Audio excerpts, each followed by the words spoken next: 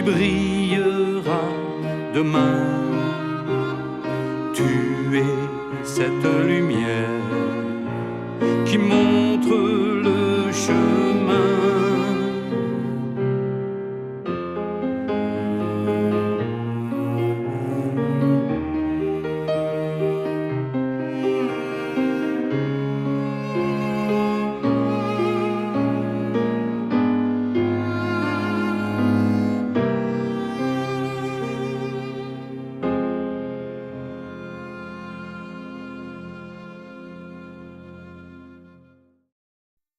Bonjour, et voilà, nous sommes déjà arrivés dans cette deuxième partie. Et cette deuxième partie va vous apprendre déjà beaucoup de choses. Alors après cette année d'initiation angélique, si j'ai bien compris, qui a été une année fantastique, merveilleuse, tu as vécu autre chose, quelque chose d'encore plus extraordinaire. Est-ce que tu peux nous en dire plus? Bien sûr, avec grand plaisir. Je dirais même, c'est parce qu'on m'a demandé de faire des vidéos que je suis là aujourd'hui, hein, parce que ça fait des années que je travaille en silence. En fait, depuis 2017, je vais vous expliquer mon histoire. Et c'est depuis 2017 que je suis investie énormément par rapport à une histoire et par rapport à une expérience et à ce qui s'est passé vraiment dans ma vie. Et je vais vous raconter. Donc, après cette initiation angélique, j'ai eu donc de gros problèmes de santé et je souhaitais rencontrer un médecin philippin pour en fait être propre, puisqu'on me demandait, les anges me demandaient de commencer à faire des soins et je voulais être absolument nickel, sachant très bien qu'on ne peut pas poser ses mains sans être absolument le plus propre possible dans la tête, dans le cœur et dans le corps. C'est très important. Donc, j'ai fait le choix de partir rencontrer les médecins philippins et tout s'est orchestré dans ma vie d'une manière absolument magique pour que je parte rencontrer Esther Rosas Bravo. Ça a été un moment très particulier. À ce moment-là, j'ai pris la décision de préparer donc ma salle de soins, mais en même temps, là, quelques jours du départ, j'ai commencé un grand tableau que vous avez derrière moi, Bouddha, et que j'ai fait. Donc le tableau fait un 60 sur un 30, que j'ai peint en 3 jours, je crois, 3 jours et demi. Et c'était impératif. Il fallait que je peigne, c'était plus fort que moi. Tout le monde me dit, mais écoute, tu le peindras à ton retour, t'as pas besoin de peindre un tableau comme ça, tu as le temps, tu reviens dans 15 jours, 3 semaines. C'était pas vraiment le moment. Mais je savais qu'il fallait que je fasse. Et comme j'écoute toujours ma petite voix intérieure, eh bien, je ne fais que ce que je veux, c'est-à-dire ce que la lumière veut, et je suis en accord avec eux, je fais. Et donc, j'ai peint cette toile avec des cires puniques de l'époque romaine. Enfin, je me suis éclatée. J'ai préparé des pigments. C'était vraiment... C'était superbe. C'était une technique que j'avais utilisée quelques temps avant sur mon exposition avec la mairie de Bordeaux sur Pompéi. Donc, ça a été vraiment... je me suis fait plaisir, en fait, pas plus. Et pour moi, Bouddha, il faut bien comprendre que pour moi, peindre Bouddha, c'était aussi juste l'image de paix, de sérénité que tout le monde connaît, mais je n'avais aucune affinité avec Bouddha. Ça, c'est très important de souligner.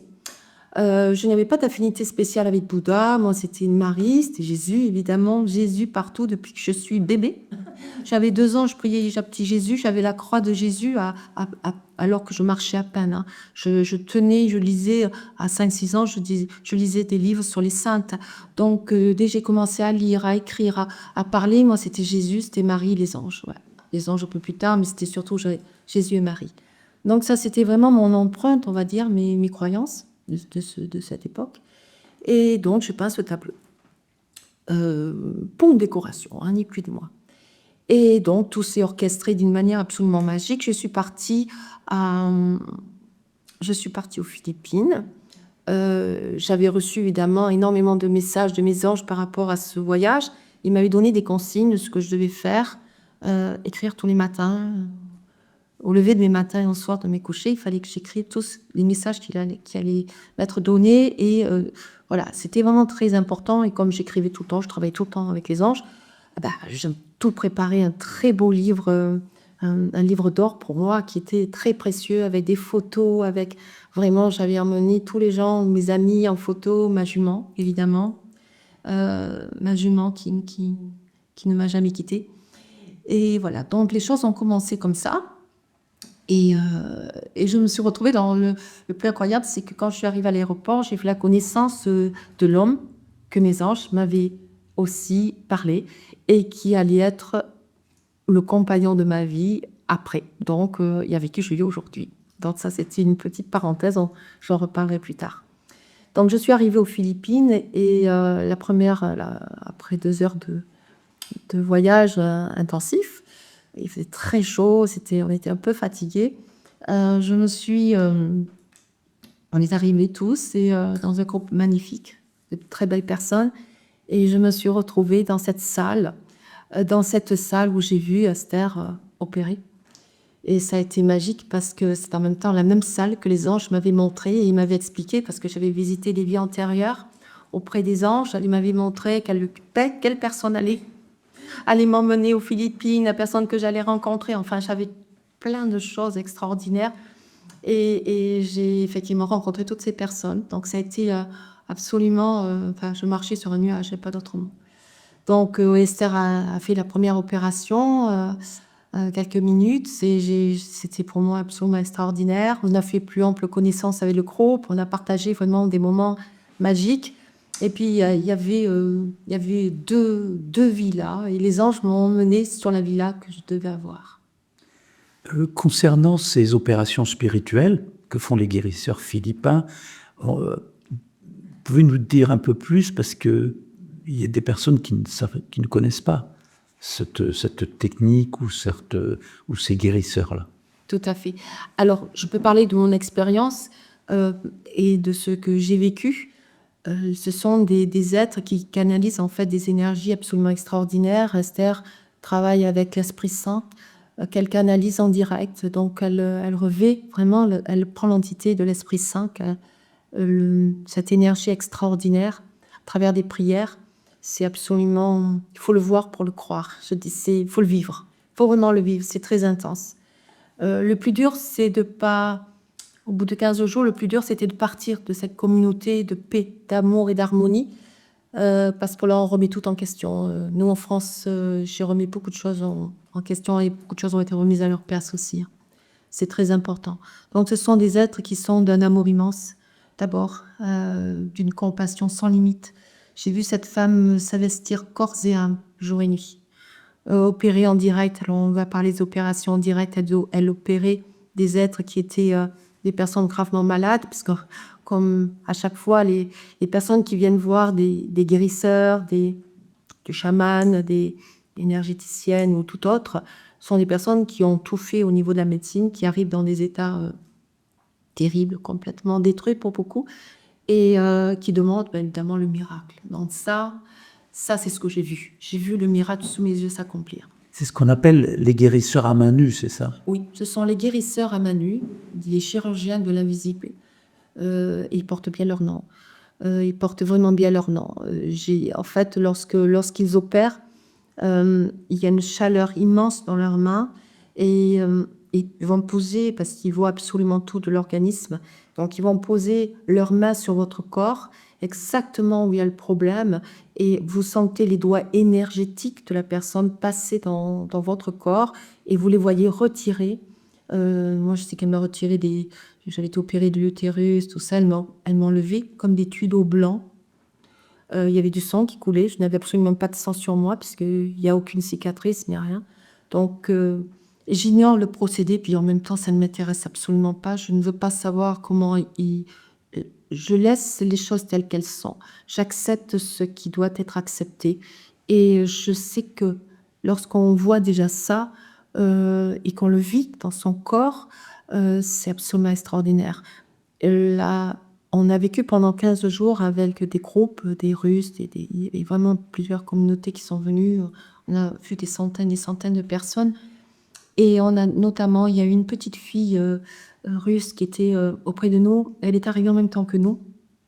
Et on l'a subie chaque jour. Cette enfant, elle devait avoir à peu près dans les 4-5 ans. C'était une poupée de chiffon. Elle n'avait plus de muscles. Elle ne parlait pas. Elle ne bougeait pas. Et c'était une poupée de chiffon. Et j'ai vu en 15 jours cet enfant toucher les cheveux de sa maman et dire maman, maman, maman. Et bouger ses mains et ses bras et ses petits pieds.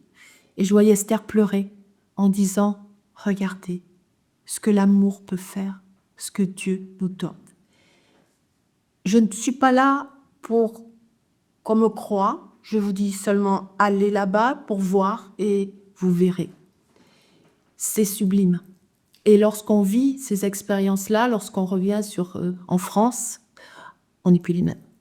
On n'est plus les mêmes. Absolument plus. Là, j'ai reçu 60 opérations. 60 opérations donc, de cette chirurgienne à Manu. Je suis passée par plusieurs phases extraordinaires, de communion extrême, de prière. J'ai appris aussi ce que c'était que prier. En France, on ne sait pas prier. Très peu de personnes savent vraiment prier. J'ai appris la prière, le sens réel de la prière et de l'amour. Elle m'a appris beaucoup de choses. C'est aussi grâce à elle que j'honore, que je suis là aujourd'hui. Ensuite, à 2-3 jours de mon départ, Esther a commencé, elle avait déjà commencé sur mon 3e œil à faire des petits nettoyages comme ça, à retirer des petites choses qui ressemblaient, on va dire, à des petits pois chiches, hein, pas plus gros que ça, qu'elle regardait et puis qu'elle jetait, enfin qu'elle posait dans un récipient. Et donc, à 2-3 jours du départ, Esther m'a allongée et elle a commencé à travailler sur mon 3e œil. Alors, je vais partager cette expérience. J'en ai parlé dans mes livres, mais j'en parle très peu. Donc, c'est quelque chose que je garde pour moi. Et aujourd'hui, j'accepte de partager ce moment avec vous. J'ai eu les doigts d'Esther qui sont devenus comme des ciseaux énergétiques, évidemment, et qui ont coupé mon front de là à là, comme ça. Ma tête, on est sur une table en bois avec un drap blanc, ma tête s'est vraiment poussée en arrière, puisque là, j'ai senti quand même une douleur, et ces doigts énergétiques sont rentrés dans ma tête, pour moi, la moitié de ma tête. Et ça a été intense en chaleur, parce que lorsqu'elle enlève, que ce soit des verrues, des petits trucs à droite, à gauche, il n'y a aucune douleur, bien évidemment. Mais une opération du 3e œil, c'est quelque chose qui est très douloureuse. Donc, elle a travaillé sur mon 3e œil, et là, je voyais. J'ai commencé à voir des choses que j'avais évidemment, je vois beaucoup de choses. Mais là, je voyais tout ce qui m'entourait du monde, de l'au-delà. J'ai vu Marie, j'ai vu des anges au-dessus de moi, comme je vois tout ce qui m'entoure ici. Ils étaient au-dessus de moi, ils étaient absolument magnifiques. Et ils étaient là pour m'escorter, pour m'apporter leur énergie et surtout leur amour. Donc je vivais ça dans un état de gratitude infinie. Esther a commencé à parler. Et j'avais un traducteur à côté de moi, parce que je ne parle pas anglais. J'avais un ami. Et qui n'arrêtait pas de dire très spirituel, très spirituel, très spirituel, tout ça en anglais. Et elle nous dit, pour ce que tu es venu faire sur terre, nous t'accordons les grâces du divin sur terre. Tu vas recevoir des messages de la plus grande importance. Il ne faudra jamais que tu t'arrêtes. Et j'ai dit que je ne m'arrêterai pas, que je continuerai jusqu'à la fin. Et c'est ce que j'ai fait, que je continue à faire chaque jour. Voilà comment les choses sont passées. Je suis sortie, je suis descendue, elle tape sur l'épaule comme ça, et c'est fini. Donc je suis descendue, j'ai rejoint la villa pour aller me reposer. Je suis rentrée je me suis passé un peu d'eau sur le corps, parce qu'on ne peut pas, par rapport au chant aurique, on ne peut pas prendre de douche, parce que les soins sont très intenses et travaillent sur toutes les dimensions, internes et externes. et encore plus loin, sur tous nos différents corps. Donc, la seule chose que l'on peut faire, c'est se rafraîchir un petit peu et se poser.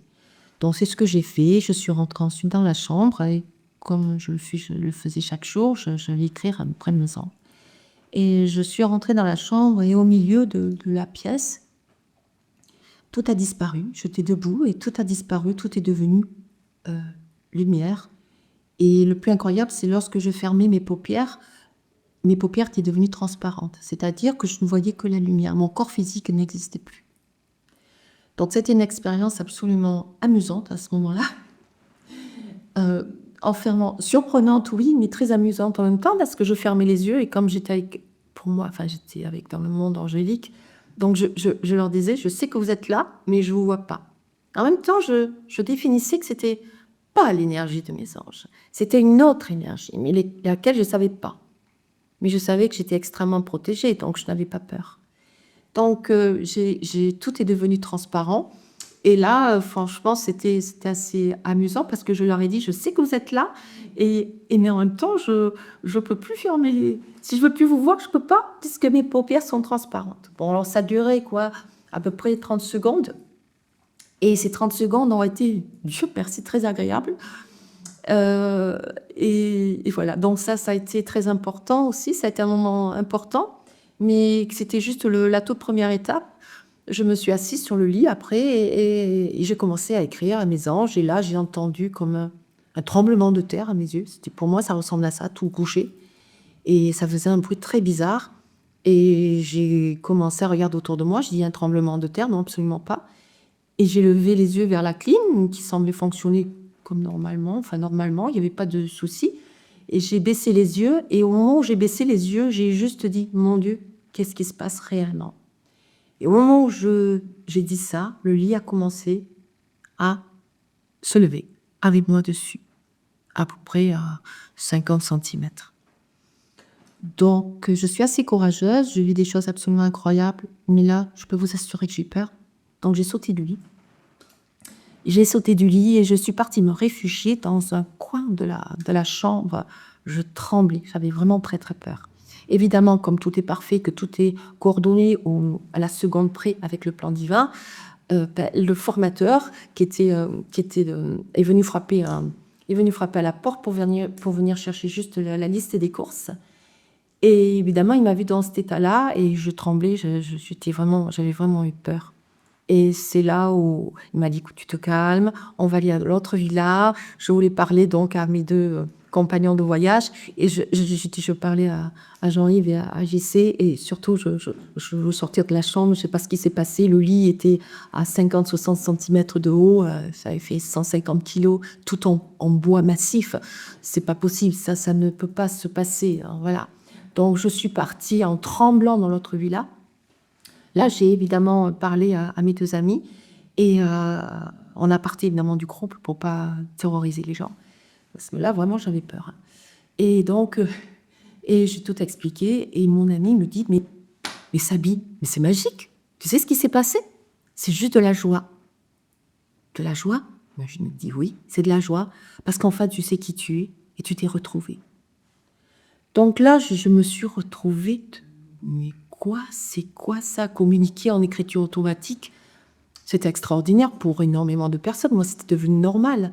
Mais là, qu'est-ce qui m'arrivait qui faisait que c'était encore plus grand? Il m'a dit, tu t'es retrouvé et ce qui t'attend va être très, très grand et très, très important.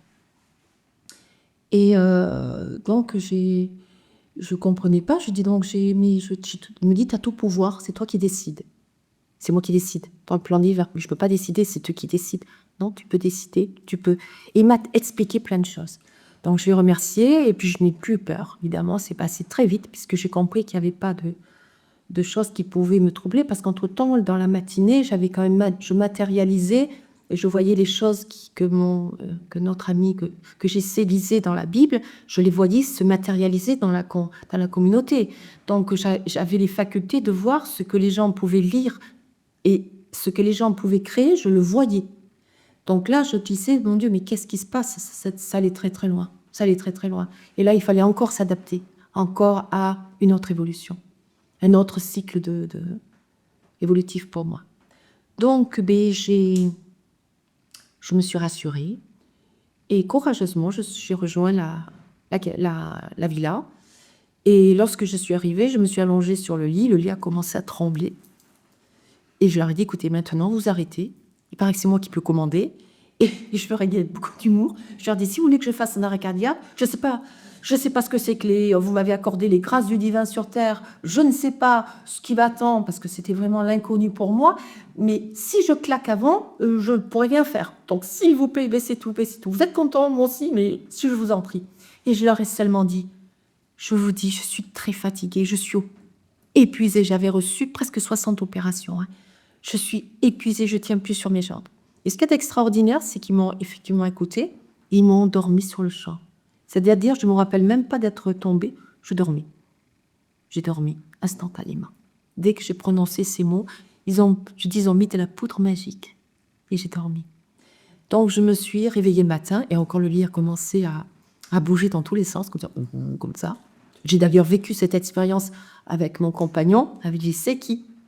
J'y viens voir parce que maintenant, il bouge toujours dès que je suis assise ou allongée. Et donc, il a vécu cette expérience, donc il peut témoigner qu'il a vécu aussi cette expérience, comme quoi le lit bougeait pendant que, quand je le demandais, leur présence. Voilà, donc les choses ont commencé comme ça. Ça a été vraiment, ça a été magique, merveilleux. Je suis partie, je pouvais tout matérialiser. Donc là, je m'apprenais, on me disait que j'ai le même pouvoir, évidemment, dans toutes les dimensions, que je pouvais tout faire. Mais j'étais vraiment qu'un petit bébé et je connaissais rien du tout. Et là, j'avais eu, évidemment, plein d'informations. Par exemple, lorsque j'étais le jour du départ, on partait à 7h du matin. Et le jour du départ, je suis partie, évidemment, dans la chapelle prier et remercier tous les êtres de lumière, mes guides, les anges, Marie, Jésus. Et j'ai prié, j'ai remercié, je suis restée dans un grand moment de silence et de paix. Et j'ai vécu là, je continue à vivre les communications avec l'au-delà. C'est-à-dire qu'il faisait déjà très chaud. À cette époque, c'était mes guides, mais je ne le savais pas encore. C'était les êtres qui se trouvaient de l'autre côté du voile de lumière, qui ont mis en marche le ventilateur pour que j'ai beaucoup moins chaud. Et ce ventilateur se trouvait juste au-dessus de ma tête. Il y en avait 6. Et à chaque fois que les personnes chargées de l'entretien de la chapelle venaient, ils appuyaient sur un bouton et les 6 se mettaient en marche. Là, il n'y en avait qu'un qui fonctionnait. Donc là, c'est là où j'ai levé les yeux, quand j'ai senti la fraîcheur, et j'ai dit, qu'est-ce qui se passe ? Et j'ai dit, comment est-ce possible ? Voilà. Donc ça m'a prouvé aussi que tout était possible. Ça, c'était très important. Et grâce aussi à la vibration. Ensuite, ça a été pareil, pas de clim dans le taxi. Et j'ai demandé, et la clim est arrivée aussitôt. Elle a été réparée. Voilà. Donc ça, c'était juste pour voir que lorsqu'on atteint un certain niveau de fréquence, et qu'on vit dans un environnement aussi qui est extrêmement élevé en énergie, parce que c'est une communauté de prière et de paix, d'harmonie, de dons. C'est vraiment un lieu unique au monde. Je parle des endroits vraiment qui sont sacrés. Il y en a plein d'autres, bien évidemment, mais j'ai vécu ça et je peux témoigner de cela. Et c'est ce qui permet tout. Et c'est notre travail aujourd'hui, de monter cette vibration sur Terre, déjà dans notre petite communauté, c'est-à-dire chacun où vous êtes placé sur la Terre, vous pouvez développer cette magnifique énergie pour transcender la vie, transcender votre vie, celle des gens que vous aimez, de vos voisins, de votre entourage, de tout le monde. Et tout ça, c'est en ricochet. C'est ça qu'ils m'ont montré. Et après, je suis allée bien plus loin, puisque j'ai appris ce que c'était que les grâces du divin sur Terre. Mais ça, c'est arrivé lorsque je suis arrivée en France, mon retour en France, en fait. C'est là où j'ai su véritablement ce que signifiaient les grâces du divin sur Terre. Et ça sera pour la prochaine fois. Je vous souhaite à tous beaucoup de bonheur. Abonnez-vous à la chaîne et surtout, soyez heureux. Parce que ça, c'est la seule chose qui me demande. Rayonnez votre lumière et vivez dans l'amour et la joie. Je vous aime. Merci. Vous venez de participer et de vivre de cette deuxième partie d'histoire extraordinaire qui a été mon histoire et que je fais une joie de partager avec vous. Si vous voulez connaître la suite, et croyez-moi, elle le mérite. Abonnez-vous à la chaîne, je vous attends avec tout mon amour. Prenez soin de vous, je vous aime.